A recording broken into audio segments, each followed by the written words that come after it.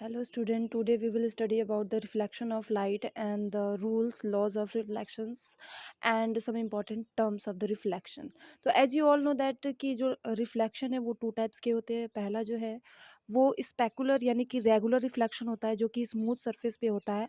दूसरा जो irregular surface पे होता है जिसको हम डिफ्यूज रिफ्लेक्शन या इरेगुलर रिफ्लेक्शन बोलते हैं.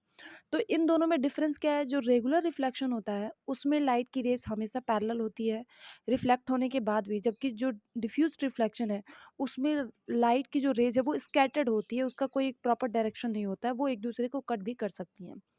नेक्स्ट हम पढ़ेंगे कि लॉज क्या है रिफ्लेक्शंस के.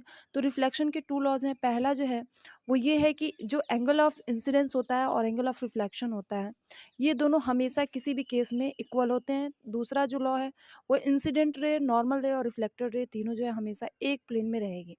नेक्स्ट हम देखेंगे कुछ टर्म्स देखेंगे जो लाइट के रिफ्लेक्शन से रिलेटेड है. जैसे रे क्या होती है? तो जिस पाथ से लाइट जो है वो ट्रेस होती है यानी जाती है उसे हम बोलते हैं रे. बहुत सारी रेज को मिला करके हम बोलते हैं बीम. इंसिडेंट रे क्या होती है?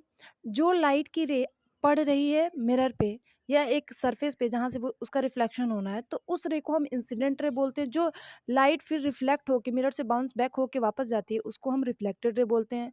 और जिस पॉइंट पे रिफ्लेक्शन हो रहा है उस पॉइंट को हम पॉइंट ऑफ इंसिडेंस या पॉइंट्स ऑफ रिफ्लेक्शन बोलते हैं. उसमें फिर नॉर्मल क्या होता है? जो नॉर्मल लाइन रिफ्लेक्टेड रे और इंसिडेंट रे के बीच में होती है उसको हम नॉर्मल लाइन बोलते हैं जो एक इमेजिनरी लाइन होती है. और एंगल ऑफ इंसिडेंस क्या होगा? एंगल ऑफ रिफ्लेक्शन क्या होगा?